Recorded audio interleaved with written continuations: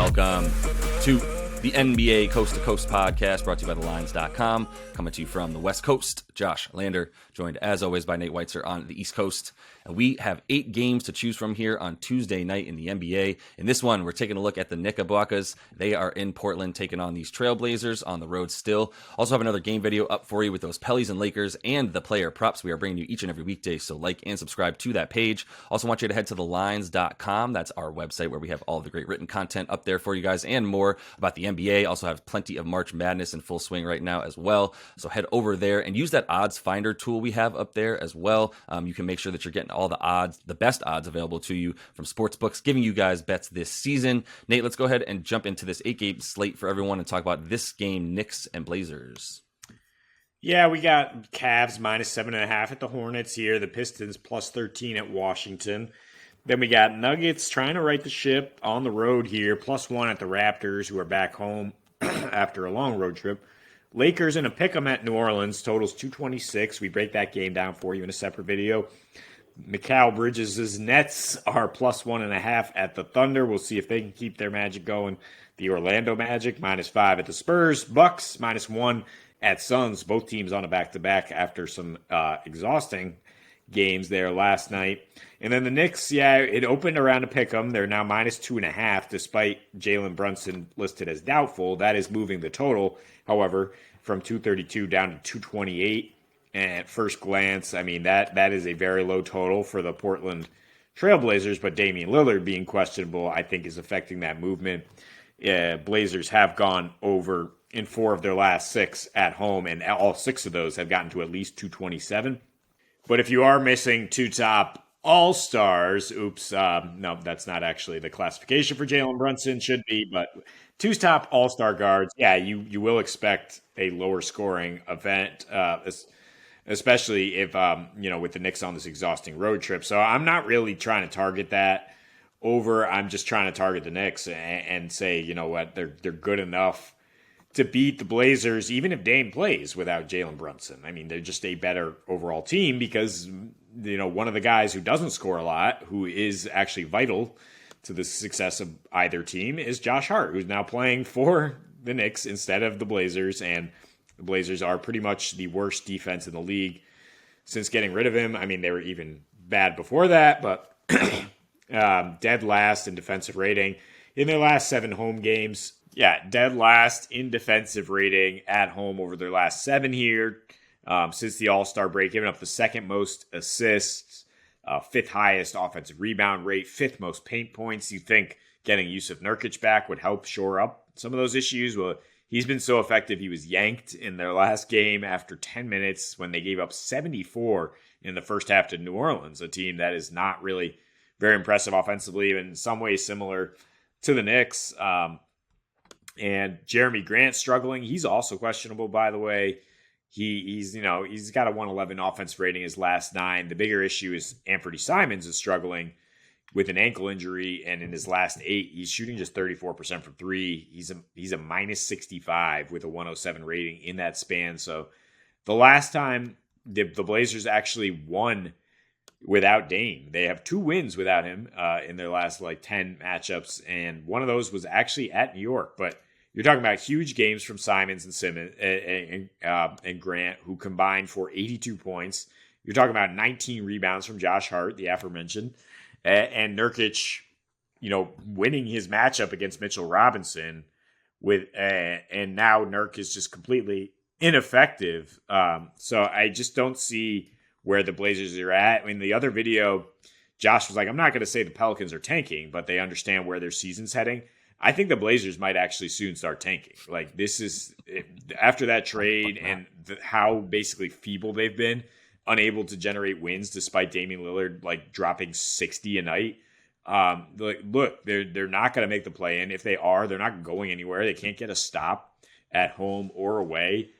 What do they have to play for? So I mean, the Knicks at just -2, as long as it doesn't grow too much, I think it's a great opportunity to say stars out, but we're still riding the better team, the more motivated team. With the Knicks still, clinging to that 5th spot right now. If the Nets are going to keep winning games, they're they got a lot to play for right now in terms of their status. Yeah.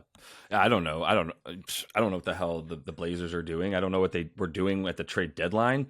Like then go full tank. Then like what are we talking about? Then you have to go full into it. Like you can't just take on Cam Reddish, get rid of Josh Hart to instantly make the Knicks like a legitimate threat to whoever they play in the second round of the playoffs if they can get past the first. Like the Cavs and Knicks are both going to present a problem to whomever they play in that one seed, probably the Bucks at this point, right? So like because of Josh Hart, by the way, like a huge part of it is Josh Hart. The thing about this game too for Portland is just like you said, like what are you trying to do? If you look at what they've been doing in the last 10, even just take the last 10 games, Josh Hart's been gone for like 12 games, whatever. Like every stat that has to do with hustle, rebounding, turning the ball over on the other team, not turning the ball over on offense, they're in the bottom 3. Like they don't get points off of turnovers, or the bottom 10, let's say 7. But they don't get second chance points. They don't get fast break points. They don't get points in the paint. They allow a ton of second chance points, and fast break points and points in the paint. So they're just like you can't win without any of that stuff. Like it's going around the league in general. I think you're seeing a lot of teams suffering. I would argue that the Celtics are suffering from awful play from Marcus Smart, and a guy that is like a Josh Hart, that you need that type of person on your team. And Portland just has none of that at this point. Even Jeremy Grant's turned into like almost like a Hollywood shoot threes and try to score, where he used to be like kind of like a grit and grind kind of player. And it's just not even the case with him. You talked about some of the numbers that have been poor for him.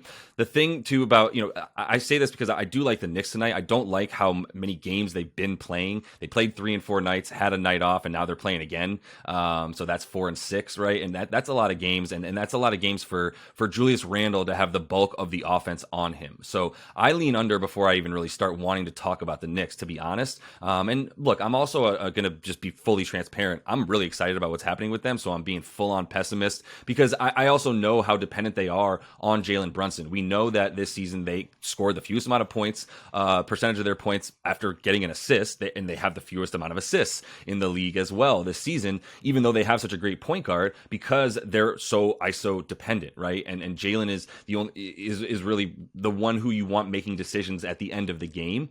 If Dame doesn't play in this game, then like, come on, man, 228 is way too high. If Dame does play in this game, like I mean, look, no one has a more stark on-off offensive rating impact than Dame right now. When he's on the floor, this team has 121 offensive rating. They have no business having that with the other 4 guys that are on the floor with him. When he's off the floor, it's 106 offensive rating. That's a 14 point per 100 possession swing for Damian Lillard and this Portland Trailblazers team. So we know they're not going to do anything in any sort of ancillary stat category. They're going to need to score a ton of threes and get to the line, by the way, a ton of times, which they've been doing over their last 5 to the tune of the 5th most, because Dame averages double-digit free throw attempts a game this season, essentially. And like I said, without him, like, put it in the bag. But even with him, I still think we can get below 228 in this one. It just scares me, obviously, a lot more. Yeah, the Knicks will still be able to hound Dame if he's out there, and Tibbs will have them playing well. They do play at a slower pace without Brunson, but I think you're being a little being a little pessimistic as a Knicks fan to say, with they're so dependent on unassisted field goals. Well, you take Brunson out of that, so they're going to play more team ball, and it just so happens they're playing one of the worst, assist defenses out there. A team that you can move the ball around on, get a good shot, get Quentin Grimes open, etc.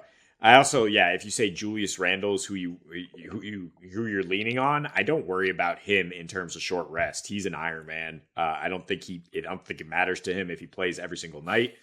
I think he's built like a brick house, and maybe it helps with his rhythm because he just takes a lot of really weird shots that I'm sure help if you're playing more often. And he's been on a tear lately, basically carried them to the win over the Lakers. Yeah. So I'm not saying I would take the over for him here tonight. I just think, if Dame's going to miss tonight and you bet this at -2.5, you should feel great about the Knicks. Yeah. Who knows what else might happen with the Blazers? I mean, Simons has been a sudden late scratch recently too. If they're just going to be like, look, Dame's not fully healthy, like I'm saying, like, let's start to pack it in. Maybe no Jeremy Grant. Maybe Nurkic gets yanked again. And then you're talking about the Blazers of last season which was pretty much the worst team in the league down the stretch and just an absolute doormat. So either way, we're kind of trending that way with them defensively. It's just a question of whether Dame's going to be out there to try to get them into a shootout. Yeah, for sure. Real quick, it is hilarious what you're saying because Anthony Simons wasn't playing. Then he came back and he scored 39 on Philly and almost beat Philly pretty much by himself because Dame didn't even play that well. Philly came back and won by 1, but then he didn't play the next game because they're like, no, we can't have you doing that, Anthony. Like we're not trying to win these games. You're not understanding. Is kind of what it feels like. But last thing I would say, I like the Knicks a lot in this scenario. 7-2 on the season when they are away dogs, covering the spread in 7 of those games, winning those games by an average of about 9 points, and those games average about 221 totals, going 3-6 to the over in those 9. So it is a scenario that the Knicks have thrived in, and there's some consistency there to say that it does feel like they should be able to handle a small spread and go under a nearly 230 total. So we're looking at the Lakers and Pelicans, and there's tons of revenge narratives to look at always when these two teams meet, centering around Anthony Davis, who, started his revenge campaign against the Pels with some monster games, then was kind of quiet for a while as the Lakers were true contenders. But now when they've needed him more and when he's on this general revenge campaign, 31 points per game, 12 rebounds in 2 meetings. Those games have been split. Those games have both gone over, but I don't really buy that we're going to see another high-scoring game here, mainly because Brandon Ingram, the other side of that revenge narrative, is questionable with the ankle, and he wasn't playing well before he turned his ankle against Dallas. In his last 9, he had a 105 offensive rating.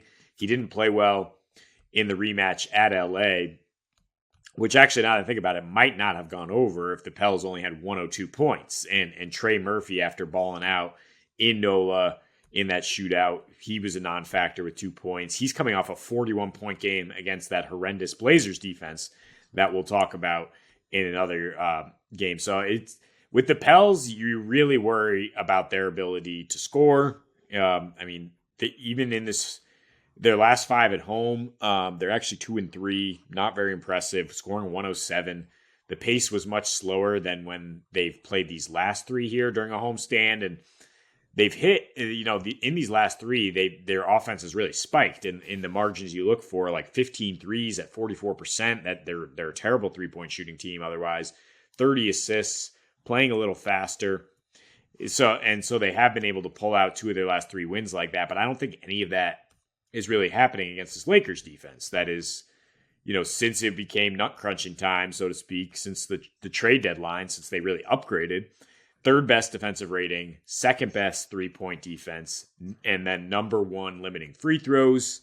And then on the other end, especially since LeBron went down, just a parade to the free throw line, climbing on Anthony Davis's back. Number 1 free throw rate.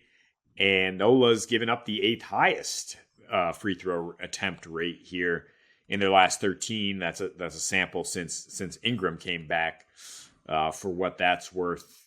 I mean, even when the when the Pels were able to beat these Lakers with 131 points, there's definitely some spikes here that we're talking about. 62% on 2-point shooting, only hit 9 threes. Ingram had game of his life basically in his return to action there. And you're talking about a supporting cast with the Lakers that I'm sure you're going to dive into more of the differences. But Bron and AD, both good games. You got Pat Bev and Schroeder and Russ and Rui, all 2 of those guys, Schroeder and Rui, now are in roles that are much more comfortable for them.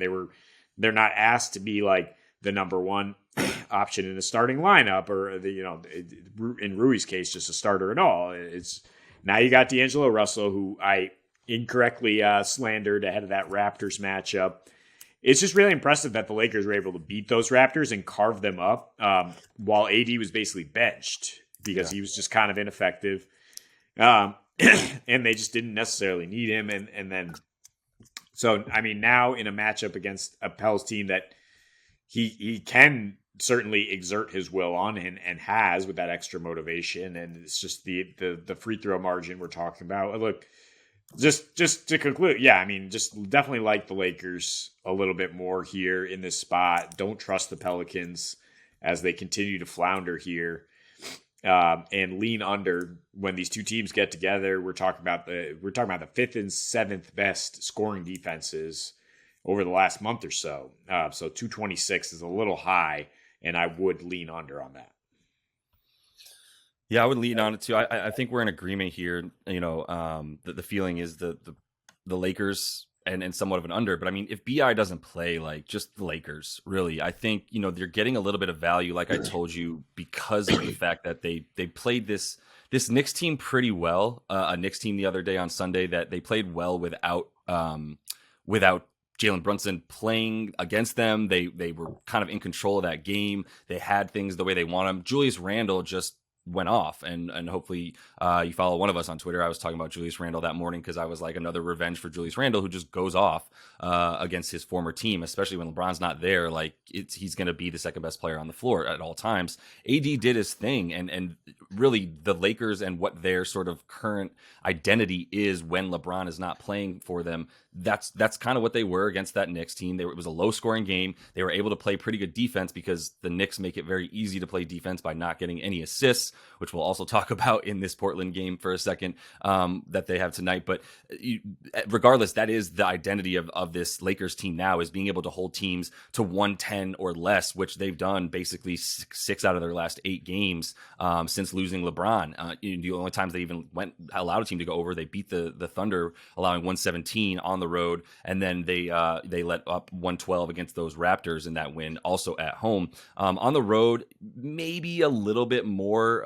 They score a bit more. It seems like there's a little bit more pace, but really last time they were playing on the road, LeBron was around for most of those games. And now just the addition of Jared Vanderbilt, as we talk about, and even Malik Beasley, who has been above average on defense defending the wing with alongside him. They're making up for whatever D'Angelo Russell can't do on defense, that's for sure. And D'Lo had a nice game the other night, which is what he does once every 3 to 4 games, is look like a guy that you think should be a point guard, but then those other 3 to 4 he doesn't. So I'm not really necessarily saying that he's necessarily the biggest strength, but without BI, like what do you expect from this team, right? Like without 2 of their 3 that they need between he and CJ, and obviously Zion, who we haven't seen in forever, this team doesn't win. That's why after being what they were 27 and 13, and since that time they're like 17 games under 500, one of the worst teams in the league for that reason. And you look at, like you said, BI wasn't playing super well, but even in their last 5, while they weren't playing super well on offense, I think the pace was even slower, because that's what they want to do when he's out there giving them another mid-range shooter alongside CJ, which is why they've been over the last 3 weeks anyway, since BI was in there mostly, they've been in the top 5 in terms of points coming off of the mid-range, which also I like once again for this Lakers team. It's something we've talked about since Rui came over and Jared Vanderbilt and all these subs and all these role players for them, is that they finally have wing defense. If you look at how many points they were hemorrhaging around 17 to 20 feet, 15 to 25, 20 feet, whatever, just inside the 3-point line.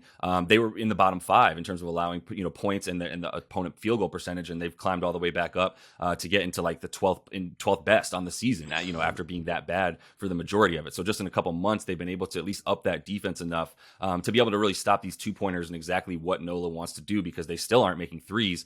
Although in their last 5, Nola has jumped up to being, hitting the 13th most threes per game in that time, which is very high for them because they've been about 25th for most of the season. So that just means guys like Trey Murphy, who hit 9 the other night, right, is like kind of skewing what we're talking about here. So all these things tend to inflate these totals and the projections for it tonight. So I think the under is a good play. And if you're going to be playing good defense, I think the Lakers can score more easily on the Pellies and vice versa.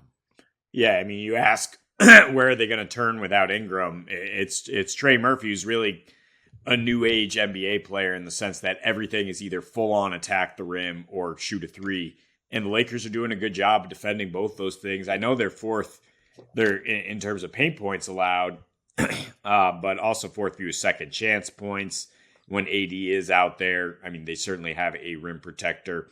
Their road numbers are, they are definitely worse since the start of February. They've only had 2 games, as you mentioned, without Bron on the road. And I'm really looking at AD's performance in those ones, 29 and 17, getting to the free throw line more often. So that's why he's in there in player props. You can look at a player performance double with him, different ones, double or 28 plus, 30 plus points. Because I think he will have his way here on both sides of the ball. He's now getting a little extra rest after sitting out that fourth quarter against Toronto. And it's just like, where are the Pelicans going to find their source of offense against all these rangy defenders that the Lakers can now throw at them, and a pretty good offensive system that's not just entirely based on AD. It does seem like, with LeBron out, they just got to feed him over and over.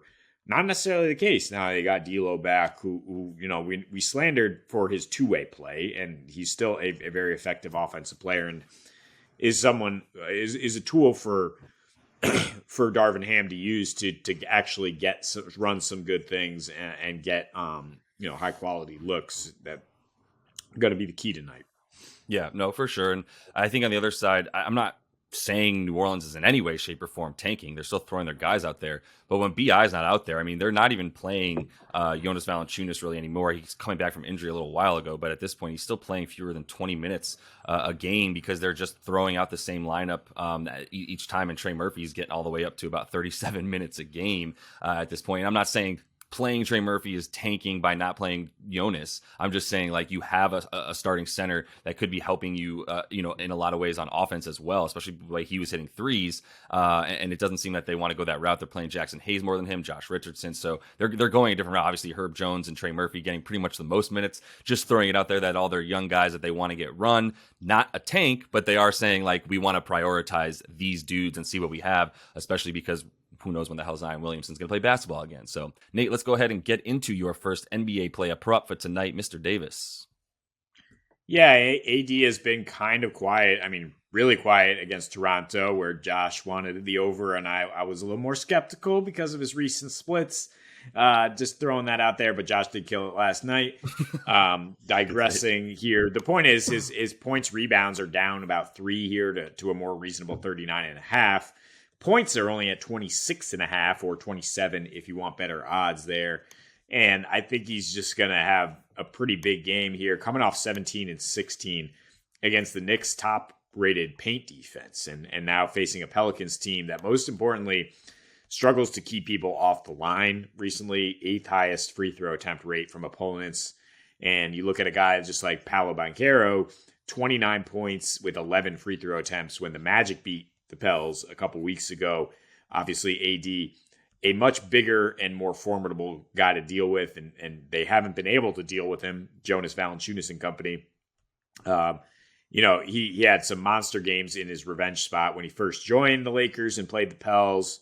Quiet for a while as he dealt with some injuries, but into this season, he's averaging 31 and 12, shooting 62% from the floor with a 134 offensive rating. And of course, LeBron was in for one of them without him, and now playing without Bron in his last 2 road games, 29 and 17, and also getting the free throw line 11 times a game. So I think that's where he's going to do the bulk of his scoring. I think that's going to help the Lakers play at the pace they want here. And, I also think the Pelicans are a pretty bad offensive team, and that's going to be a ton of rebounding opportunities, really on both ends of the floor for AD, which is where he's been making his hay. So double in a win, whatever those odds generate you on the player performance doubles, and maybe like 28 points in a win or 30 points in a win. I do think AD is going to get his tonight.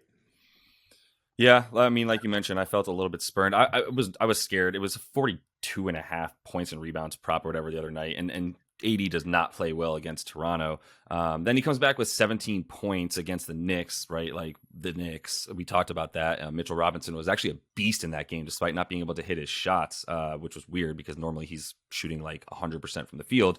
But either way, yeah, I think he was pretty effective still getting those 16 boards against Mitchell Robinson. So I like the rebounds in there a lot, to be honest with you, in this game. And like I was talking about in the game video, Joe Val not playing nearly as much. You can expect AD to pretty much consistently be the biggest dude on the floor for this game, as he's going to play closer to 35, 40 minutes than he is, the 20 and 19 that Joe Val has been getting. So I think it's a pretty good spot for him, despite that I feel spurned right now. I'm going to go under on a big man, and he's going to be playing center in this game, and that's Evan Mobley because Jared Allen's not playing in it. Off bat, probably scary to take an under on Evan Mobley points and rebounds right now in general, especially against a Charlotte Hornets team that has been known for seasons in a row as one of the worst down low defenses. I have counters to that, though. So it's 31.5 points and rebounds. That's minus 120 on DK. It's very high, like really high, because his points is at 19.5. His rebounds is at 11.5, right? That's ridiculously high. He just played against this team, against Charlotte, without Jay Allen 2 days ago, had 18 points and 9 boards. That was in 39 minutes versus them as well.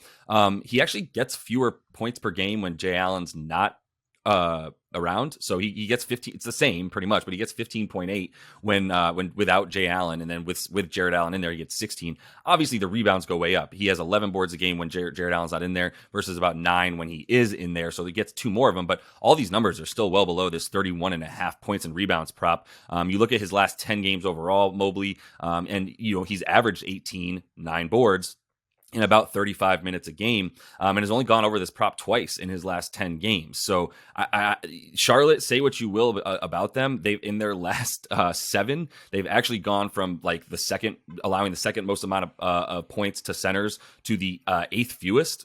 So do with that what you will. I mean, they're getting a lot better. They still give up a decent amount of rebounds to opposing centers. And make no mistake, Evan Mobley's playing center tonight. There's no Jared Allen, and there's nobody else above like 6'8" on this team anymore with Kevin Love gone. So it's Evan Mobley down low by himself, where he scores a few less points. And I think you can expect him to stay under a really, really high points and rebounds prop tonight. Yeah, this is high. Like, what Evan Mobley are we looking at? A guy who like almost never scores more than 17 a game and is not like a monster rebounder, even in the spot. Yeah, 11 rebounds is high for him. But how's he getting over 30 in this? Like the usage rate isn't really going to change. It's still going to be those 2 guards taking all the shots. And then you got a blowout factor too. I mean, you either got Charlotte, mucking it up right now and trying to keep it low scoring without LaMelo, or just folding completely. And their defense has been a little bit better at home all season. So I think this is a good call for sure. I'm taking the over for Mikal Bridges here. I wanted to look at the Nets and Thunder and try to predict a Thunder win, because the Nets are frustrating me and everybody who's tailing that bet right now to see them in the play-in tournament as they just continue to win, because Mikal Bridges is playing out of his mind. Basically, if he's not playing a top-tier defense like the Knicks or Bucks or Bulls, he's been dropping like 28 plus. You exclude him when he had short minutes against the Knicks and Bucks in some short rest spots. He's averaging 28 a game in his last 8, hitting 3 threes as well. I think the bet here for 3 threes at plus 105 is really good odds. Don't hate either 26 points, minus 105 there. Look, he scores against OKC. He averaged 20 a game on 50% shooting his last 2 with Phoenix, but that was obviously on a much smaller usage rate than he's going to have here. Now he's playing a lot more 2-guard too.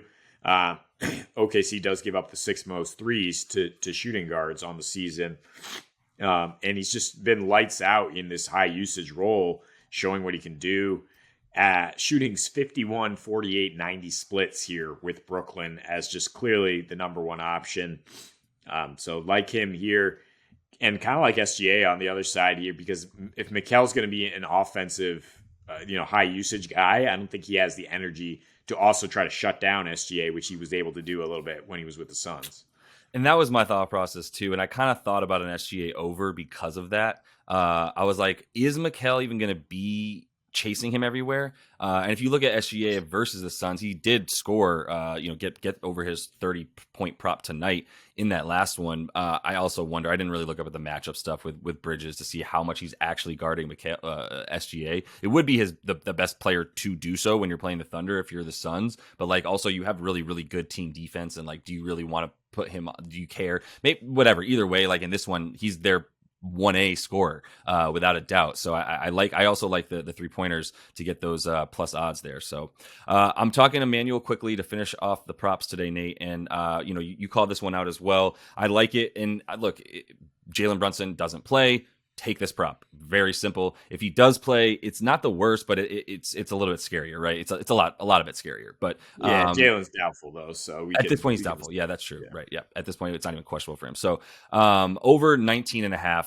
Really feel good about that with Jalen almost definitely not playing. And the 9.5 rebounds and assists is really good for young Quick as well. In his last 7, which just don't even talk about that game against Sacramento where he had 3 points. He didn't even get that many minutes. Jalen was in there expecting him to play, and then he got hurt and had to leave. And that's the only reason, Quickly even got enough minutes in that one. But 22 a game in the last 7, 4.5 boards and about 4 assists. And then playing pretty well against Portland as well in his last 2 versus them, getting a decent amount of minutes, close to 30. So he got 18 points, 4.5 boards, and about 5.5 assists there. Actually had a plus 24 when he was on the floor. About a 22% usage rate rather, and 7 for 13 total from deep, better than 50% in these last 2 versus Portland. So look, we know how bad Portland is on defense. We talked about it in the game video. They're worst in pretty much every metric, or at least bottom 5, let's say, in every metric that you would care about when you're trying to play defense well. And Quickly, like when he obviously, he's the point guard when Brunson's not in there, his usage rate goes from 23% to 19%. Although even with Jalen in there over the last roughly like 7 games that they did play together before Brunson got hurt, Quickly was still getting about an 18-19% usage rate. So like getting some decent shots up. But most importantly, when Jalen Brunson does not play, he scores 10 more points a game, right? He gets up to 22.5 a game with about 6.5 assists, 5.5 boards, getting about 42 minutes a game in those 8 games rather that he has played without Jalen Brunson this season, right? Like getting more than 40 minutes a game is like, no, you don't do that anymore. And he's doing that in those games because they really, he's their backup point guard. So you put him in and you really don't feel too comfortable about too many other guys out there on the floor with Julius Randle. And so, yeah, I think this is a really good opportunity for Quickly for whatever stats you want to take. The points and the rebounds and assists is all going to look good for him tonight. Yeah, I'm most interested in the assists, but it's like minus 160 for him to have 5 dimes. So that's why I think it's great if you just tack on some rebounds and get plus odds all of a sudden. I mean, his rebounding hasn't been that high lately because the Knicks have so many big bodies, but I think there's going to be so many available rebounds if Damian Lillard's not playing tonight and if Portland's offense is just completely stuck in the weeds. So I do think that you can kind of package it together here. And yeah, they're just 28th in defensive rating, dead last at home, basically over the last month is Portland. So there should be plenty of stats to go around. Yeah, I mean, honestly, I would be fine if you wanted to take an alt on the assists to get it up to 7 or to get up to 6. Because he's averaging basically 7 assists a game without Brunson this season. So feel pretty good about that. The rebounds and assists, he is averaging 12. And you got this thing at plus odds for him to get 10. You can also look at some double-double stuff in there, but I think Quickly's a good guy to bet on tonight for sure. So that is all the time we have for you in this one. Make sure to like and subscribe to that page. Continue to follow along. Check out the other couple of game videos we have for you as well. Until we see you next. Happy betting.